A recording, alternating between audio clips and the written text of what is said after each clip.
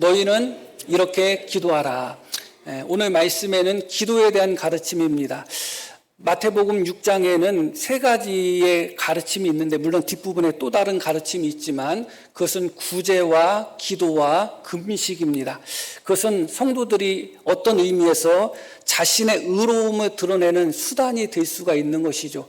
구제를 통해서 자신의 의로움을 드러내기도 하고 기도를 통해서 자신의 의로움을 드러내기도 하고 금식을 통해서 자신의 의로움을 드러내게 합니다.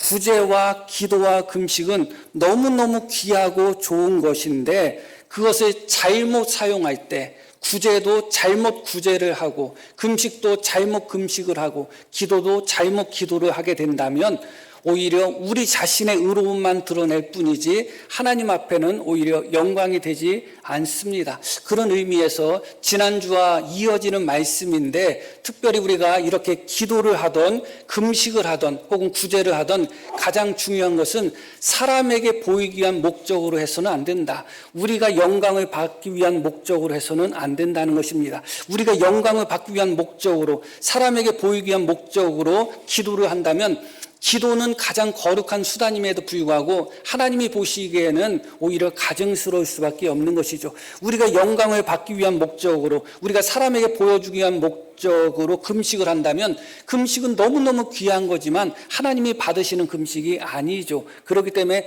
금식하는 자는 사람에게 보이기 위해서 하지 말고 하나님 앞에 하라. 그렇기 때문에 머리에 기름을 바르고 얼굴을 잘 씻으라는 겁니다. 금식할수록 더 얼굴에 꾸미라는 겁니다. 사람 앞에 초췌한 모습을 자꾸 보여주면서 왜 얼굴이 이렇게 초췌해? 나 금식해. 그런 모습을 보이지 말라는 것입니다. 기도도 마찬가지고 구제도 마찬가지입니다. 오직 하나님 앞에서 사람에게 보이기 위한 목적으로 하지 말라. 그렇게 말씀하고 있습니다. 오늘 기도에 대한 말씀을 조금 더 살펴볼 텐데 두 가지의 분류의 사람들과 비교하고 있습니다. 하나는 유대인으로서 외식하는 자들입니다.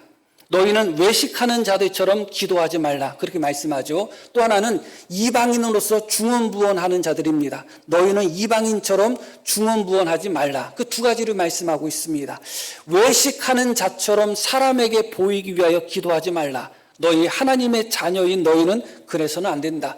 이방인처럼 중언부언 기도하지 말라. 하나님의 자녀인 너희는 그래서는 안 된다. 그렇게 말씀하고 있습니다. 그렇다면 하나님의 자녀인 우리는 어떻게 기도해야 되는가? 그러므로 너희는 이렇게 기도하라. 그것이 바로 오늘 말씀의 제목인 것입니다. 그러므로 너희는 외식하는 자들처럼 사람에게 보이기 위해서 기도해서도 안 되고 이방인처럼 말을 많이 해야지 하나님이 응답하여 주신다고 생각하고 중언부언해서도 안 된다. 너희는 하나님의 자녀이기 때문에 하나님의 자녀인 너희는 이렇게 기도하라. 그렇게 말씀하고 있습니다. 하나님의 자녀로서 우리가 기도해야 되는 모습, 모범이 무엇인지 오늘 말씀을 통하여 우리가 다시 한번 살펴보려고 하는 것입니다. 자, 한번 5절 말씀 한번 보겠습니다.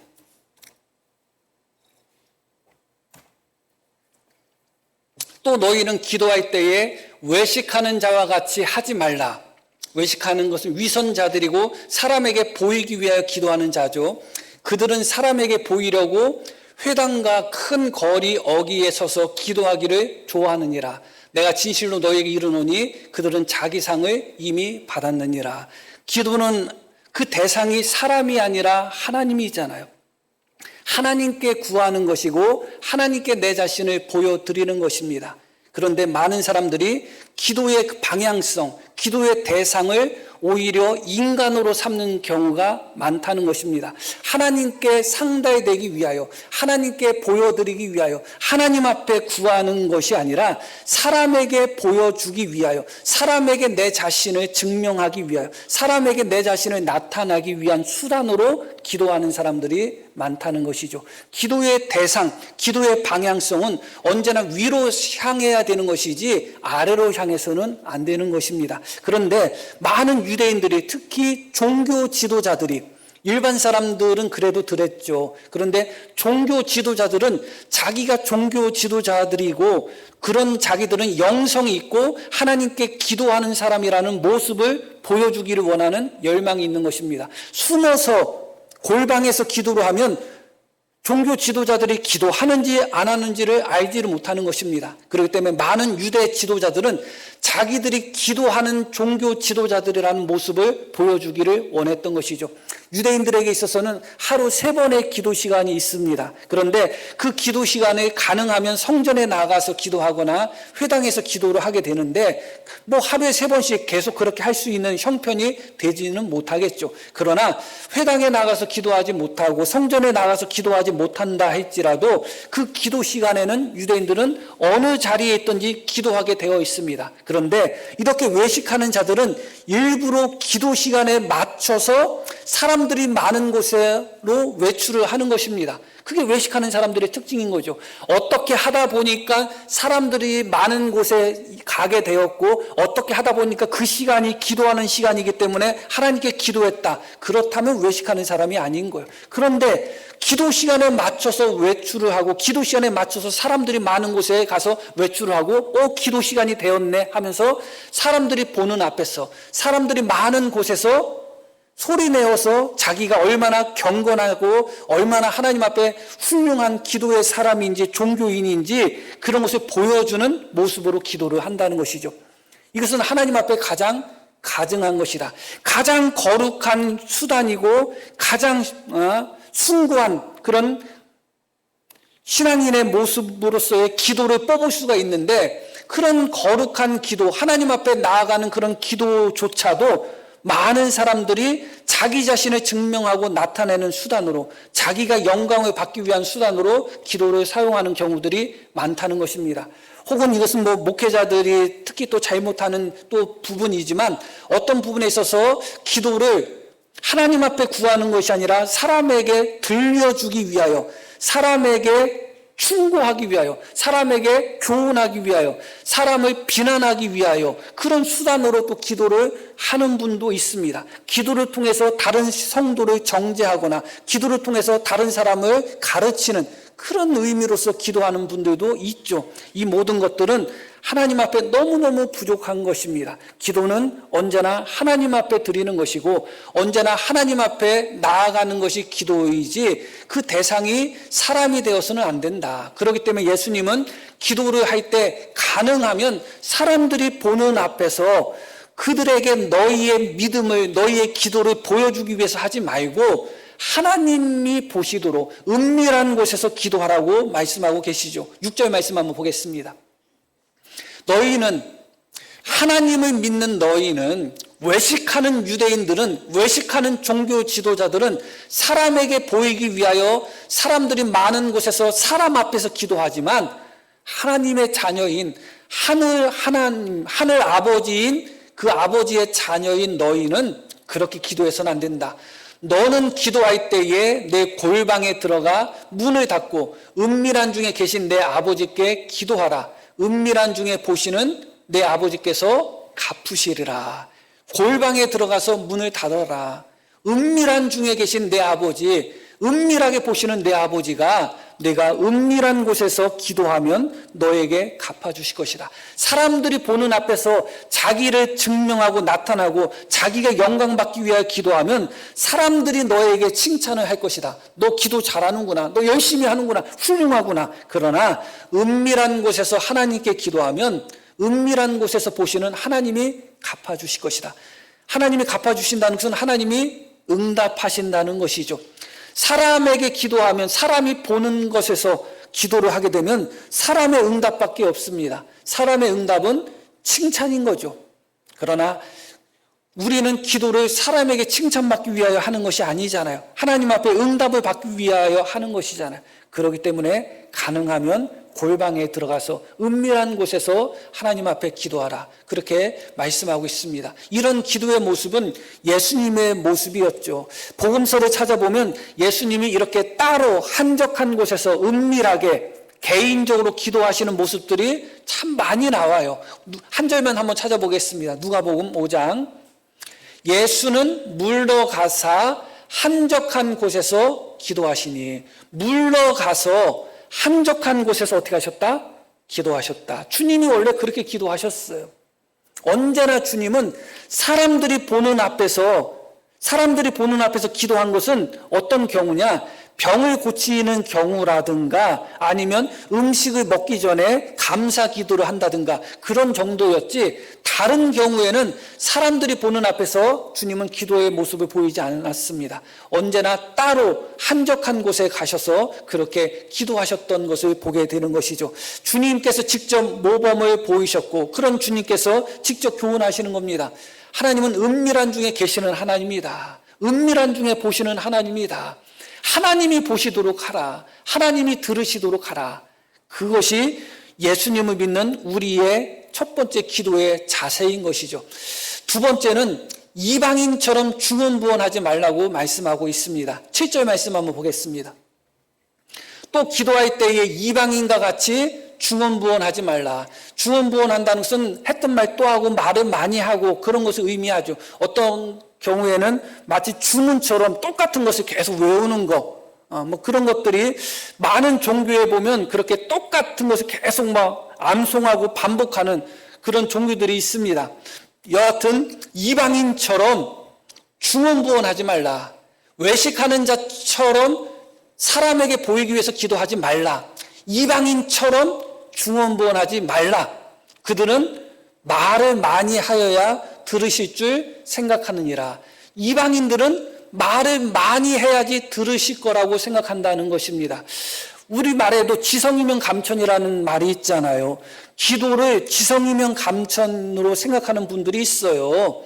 물론 하나님 앞에 기도를 할 때 마음을 다하여 정성을 다하여 기도하는 것은 중요하죠. 그것은 당연한 것입니다. 그러나 때로는 내가 열심히 했던 말 또 하고 또 하고 그래서 2시간, 3시간 그렇게 오래 기도해야지 마치 응답을 받는 것처럼 생각하는 경우들이 있다는 것이죠. 그렇지 않다는 것입니다.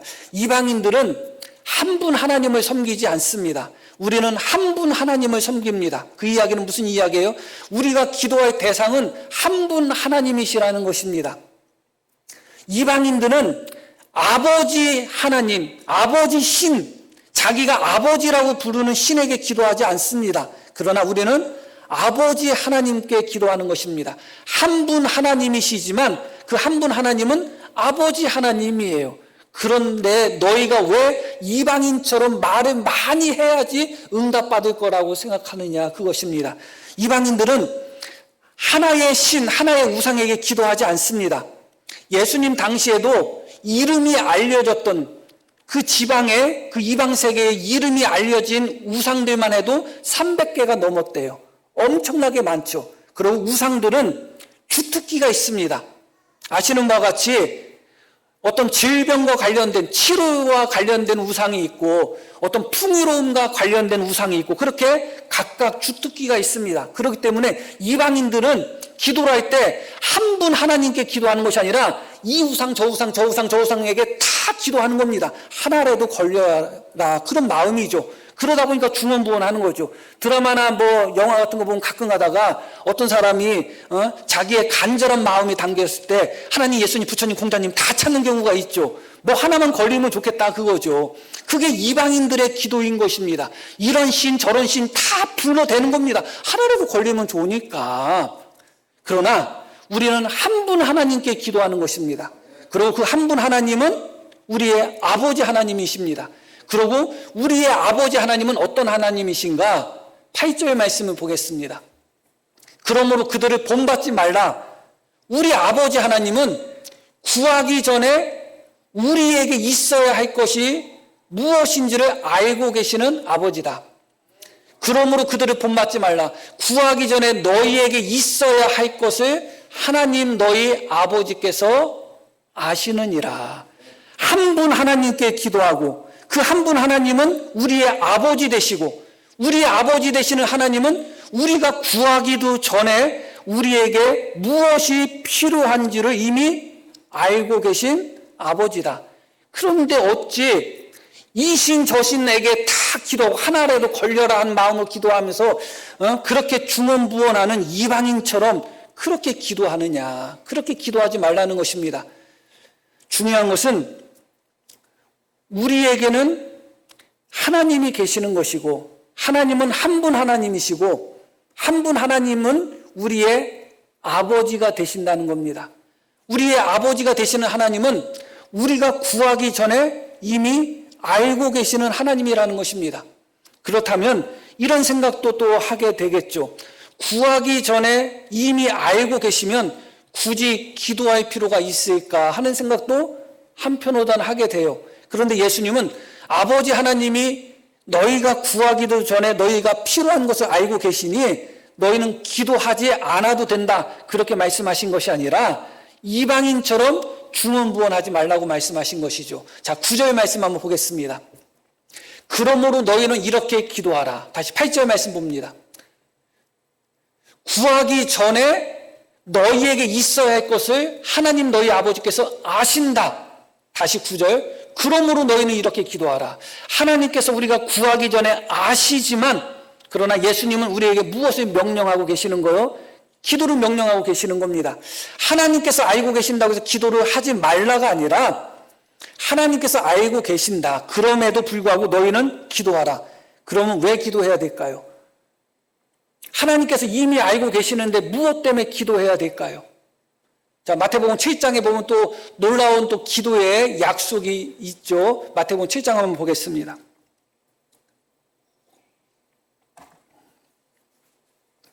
구하라 그리하면 너희에게 주실 것이요, 찾으라 그리하면 찾아낼 것이요, 문을 두드리라 그리하면 너희에게 열릴 것이니 구하는 이마다 받을 것이요, 찾는 이가 찾아낼 것이요, 두드리는 이에게는 열릴 것이니라. 너희 중에 누가 아들이 떡을 달라 하는데 돌을 주며 생선을 달라 하는데 뱀을 줄 사람이 있겠느냐? 너희가 악한 자라도, 예수님은 인간을 선한 자라고 이야기하지 않습니다. 너희가 악한 자라도 좋은 것으로 자식에게 줄 줄 알거든.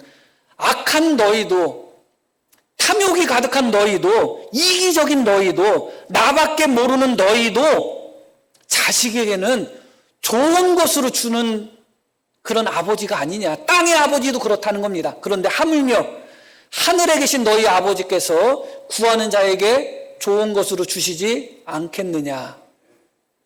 자, 두 가지를 기억할 필요가 있죠. 하늘에 계신 우리 아버지는 구하기 전에도 이미 아시는 분이에요. 그리고 그 하늘에 계신 우리 아버지는 구하는 자에게 무조건 주시는 분이에요. 그것도 어떻게? 좋은 것으로 주시는 분이에요.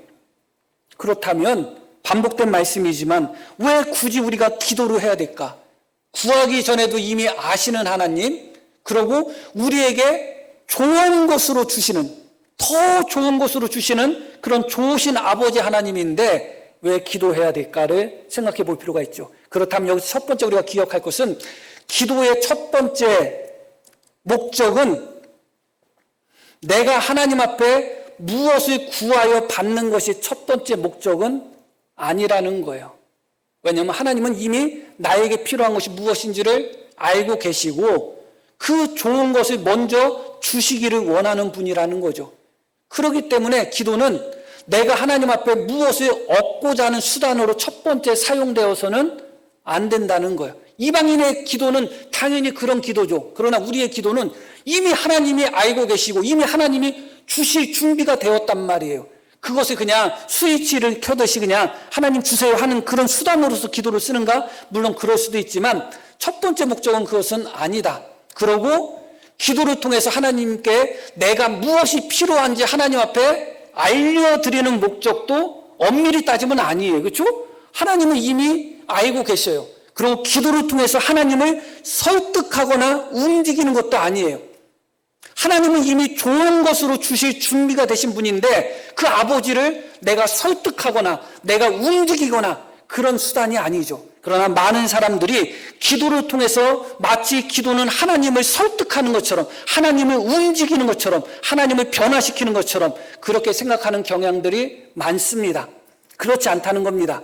언제나 기도를 할 때 우리가 유의해야 될 것은 무엇이냐? 우리의 기도의 대상은 아버지 하나님이시다. 아버지 하나님은 이미 알고 계신다.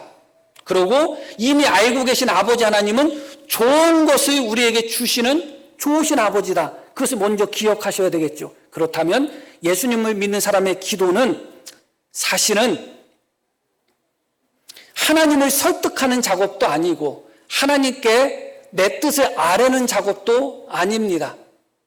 그럼 어떤 의미에서의 기도일까? 물론 그것이 포함이 될 수 있다고 할 수 있지만 중요한 것은 하늘에 계신 너희 아버지입니다.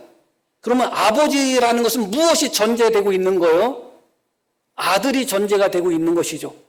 세상 사람들은 하나님 앞에 기도할 수가 없는 자들입니다. 엄밀히 따지면 하나님의 아들이 아니기 때문에 그래요. 그러나 우리는 하나님의 아들이죠.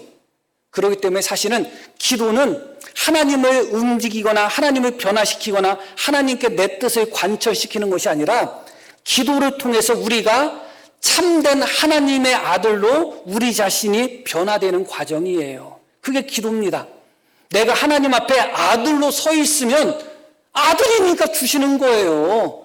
아들로 서 있으면 아들이니까 주는 거예요. 입에 뭐 가만히 있어도 입에 넣어주는 거예요. 그렇지 않겠어요? 그렇게 되는 것입니다.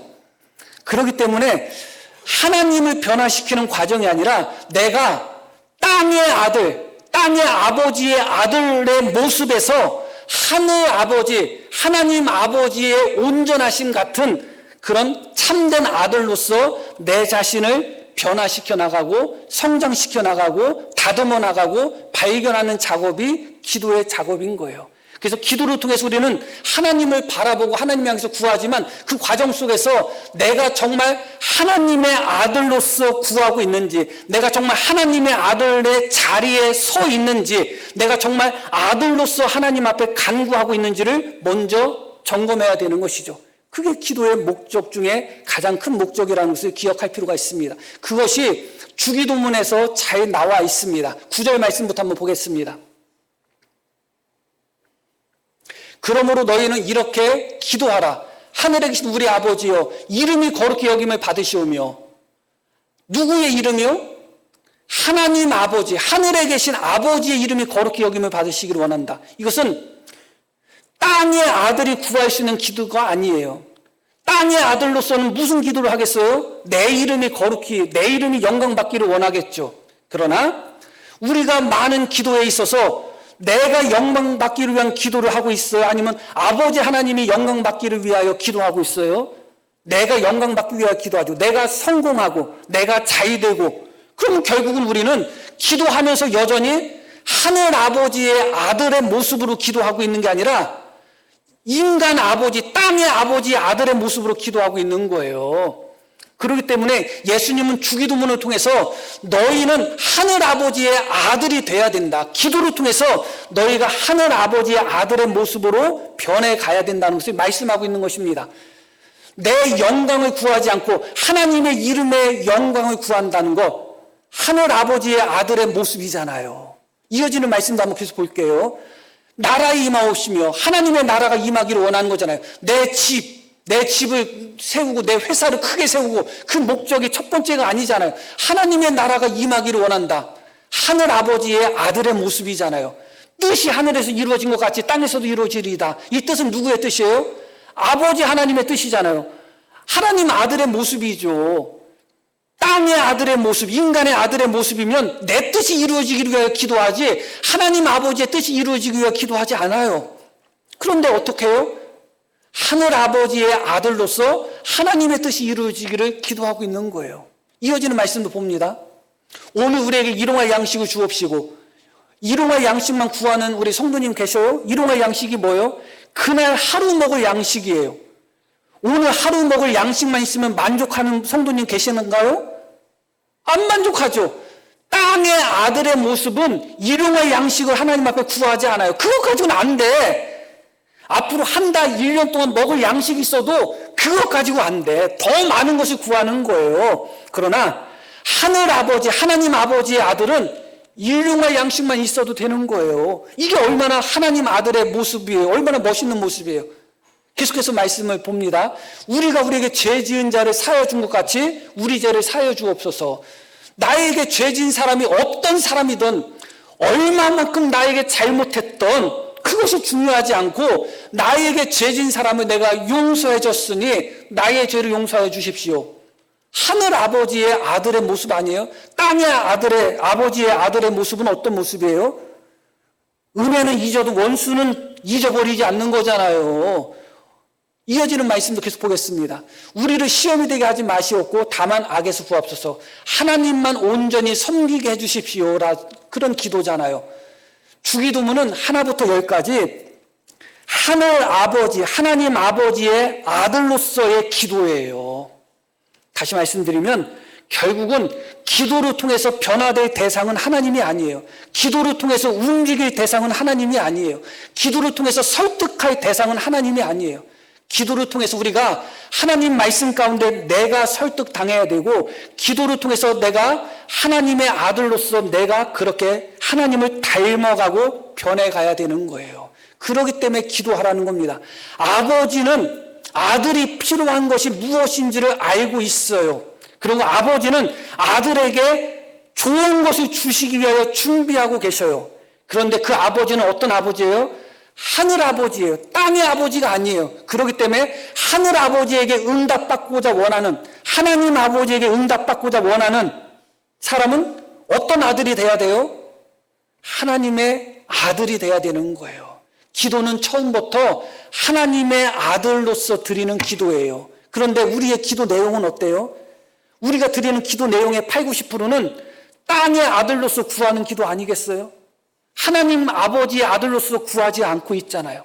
우리가 하나님 아들로서만 제대로 서 있으면 하나님이 주시는 거예요. 또 주시고 또 주시는 겁니다. 그런데 아무리 많이 구하고 또 구해도 땅의 아들로서의 기도를 한다면 이방인처럼 중언부언하고 했던 말 또 하고 아무리 말을 많이 한다 할지라도 기도의 응답이 이루어질 수가 없는 것이죠. 그래서 중요한 것은 무엇이냐? 기도를 통해서 내가 하나님의 아들로서 온전히 하나님을 닮아가는 과정이 기도의 가장 중요한 과정이다. 기도를 통해서 내 자신의 모습, 내가 서 있는 자리의 모습, 내가 하나님의 아들의 자리에 서 있는가, 아니면 세상 아버지의 자리에 서 있는가를 기도를 통해서 내 자신을 점검하는 겁니다. 그리고 기도를 통해서 내가 하나님의 아들로서 변화되고 다듬어지고 성숙해져 가고 성장해 가는 것, 그것이 기도에서 너무너무 중요한 것입니다. 그래서 기도할 때는 하나님을 바라보면서 동시에 내 자신을 돌아보고 내 자신을 바라봐야 되는 겁니다. 그래서 핵심은 무엇이냐? 기도에 있어서 핵심은 하나님 아버지와 우리가 아버지와 아들로서의 그 관계가 온전히 유지되는 것이 기도의 핵심이다. 그렇게 관계가 잘 유지가 되면 돼요. 부모와 자식이 관계가 거꾸로다. 그러면 자식이 부모한테 용돈 받기 어려워요. 그러나 부모와 자식이 관계가 좋다. 그러면 용돈 달라고 하기도 전에 용돈을 주는 겁니다. 기도는 결국은 하나님과 나와의 관계가 아버지와 아들로서 온전한 관계로 만들어가는 과정이 기도인 거예요. 그렇게 우리가 하나님 아버지의 아들로서 하나님과 온전한 관계를 맺으면 하나님이 우리에게 응답하시는 거예요. 그게 기도의 목적이다. 그런데 그렇게 아버지 하나님과 우리의 관계를 가장 가로막는 것이 결국은 무엇인가? 결국은 죄죠. 결국은 죄입니다. 오늘 말씀 12절 말씀 한번 보겠습니다.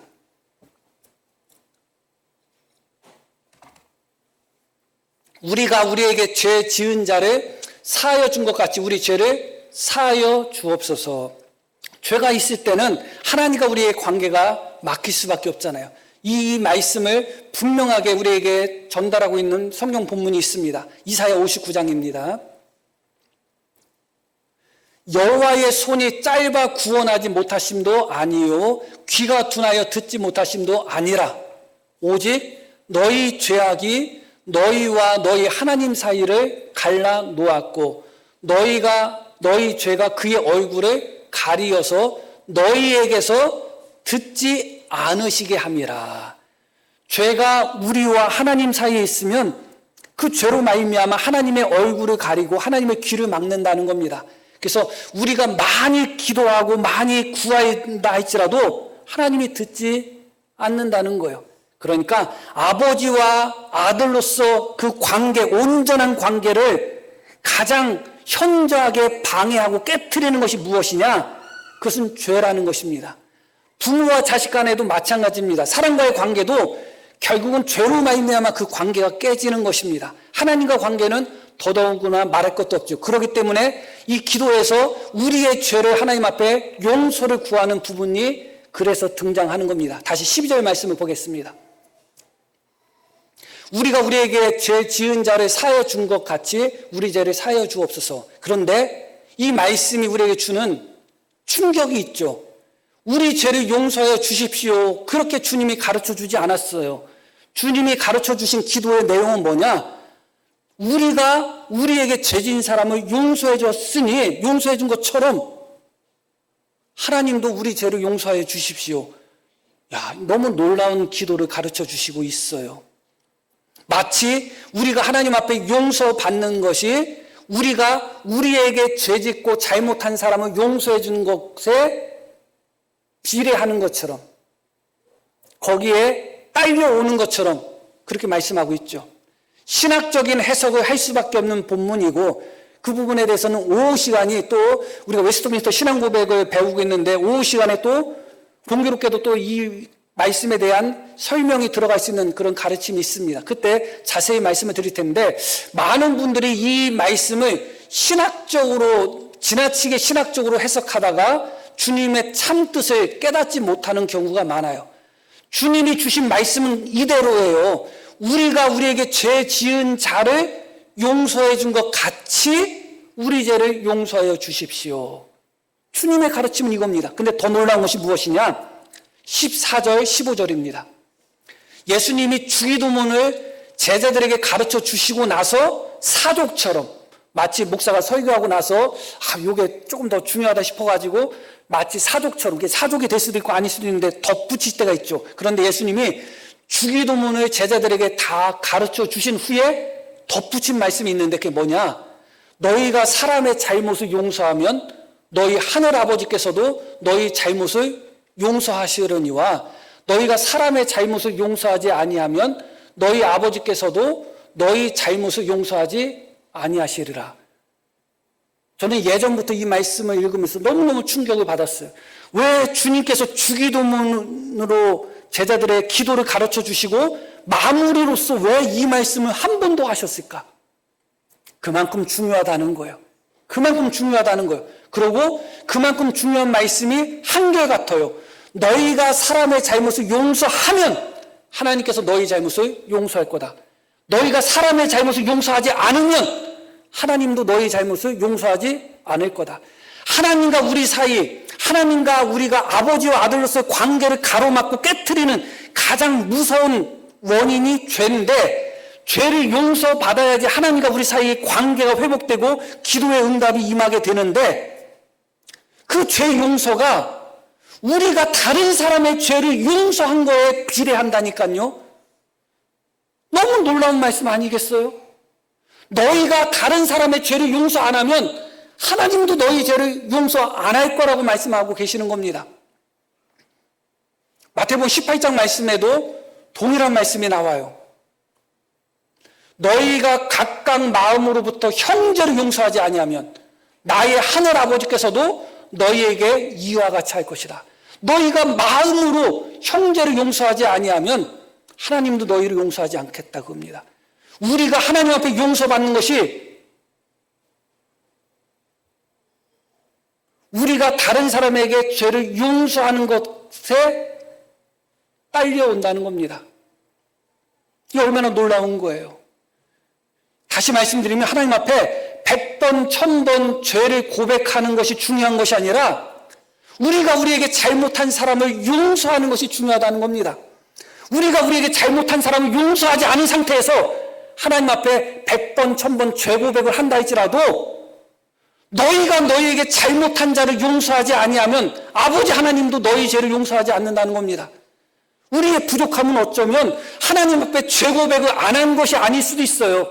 하나님 앞에 열심히 죄 고백은 하는데 하나님 용서하지 못했으니 용서해 주세요. 그렇게 죄 고백을 할 수도 있겠죠. 그러면 내가 용서하지 못한 것을 용서해 주세요 기도하면 하나님이 용서해 줄까요? 그렇지 않아요.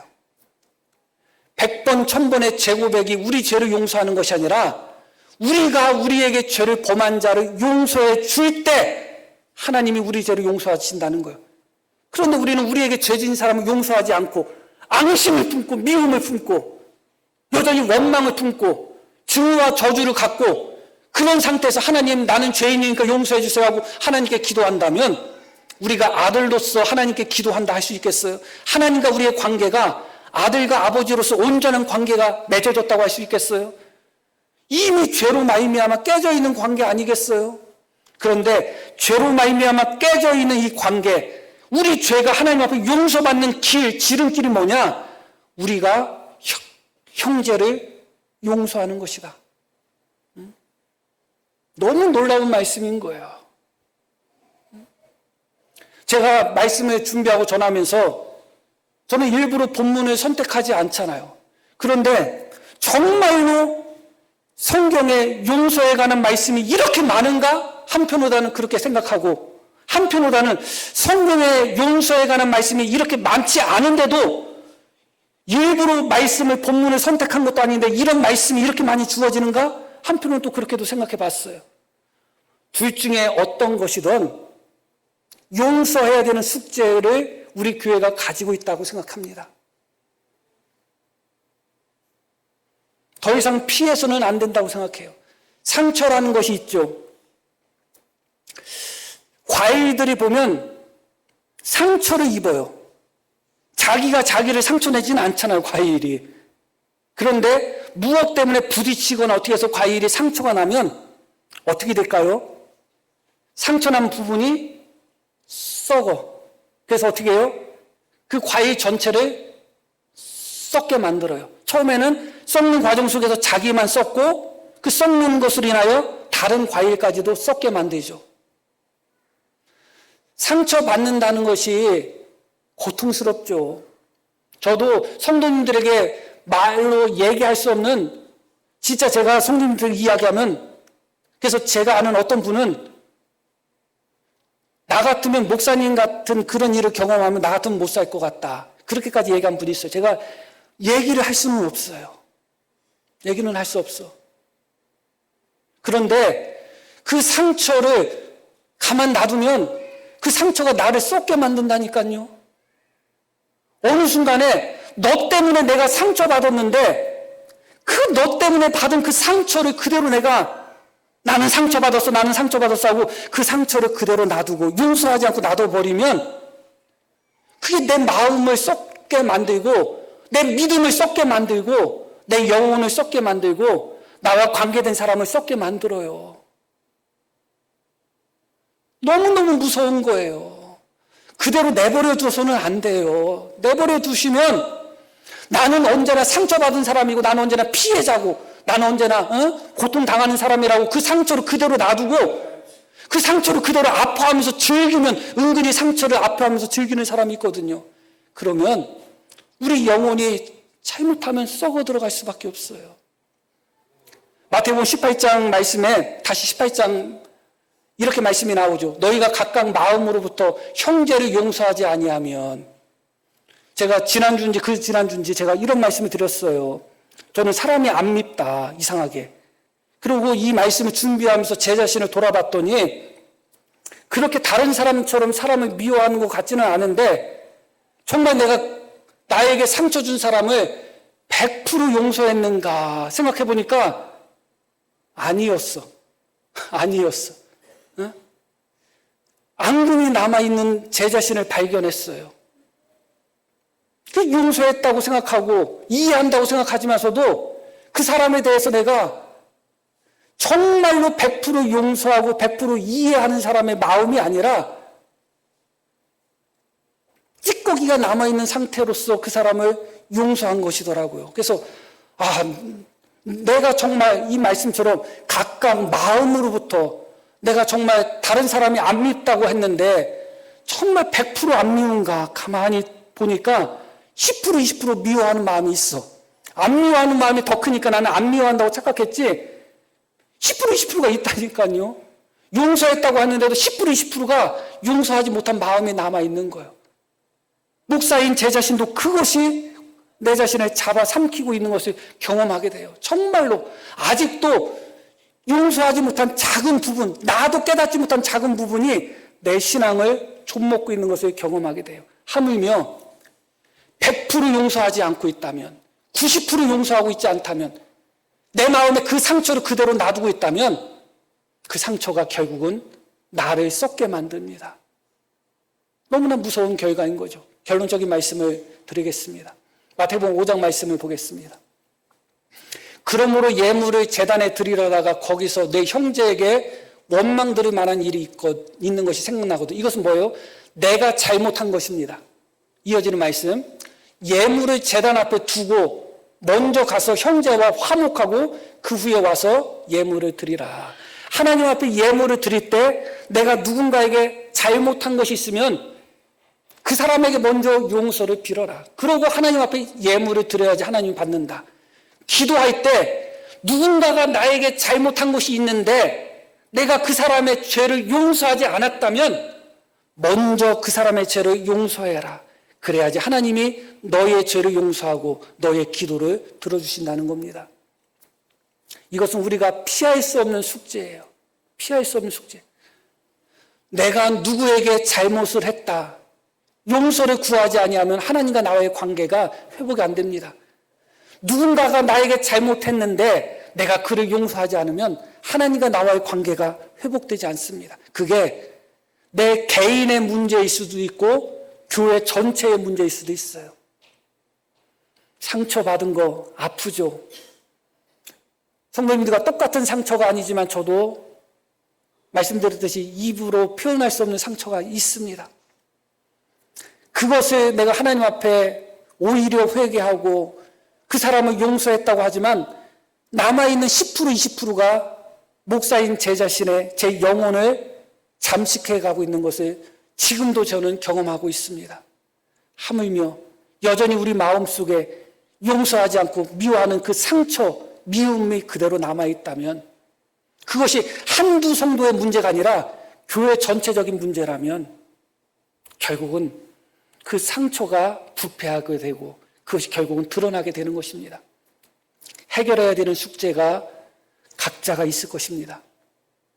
그러나 오늘 말씀 속에서는 우선 이것 먼저 해결하자고요. 하나님 앞에. 이거 먼저 해결하셔야 돼요. 그렇지 않고서는 하나님과 우리가 아버지와 아들로서의 관계가 온전해질 수가 없습니다. 하늘 아버지와 하늘 아들로서의 그 관계가 온전해질 수 있는 우리 모두가 되기를 다시 한번 소망합니다. 자, 우리 들으신 말씀 기억하며 함께 기도하시겠습니다.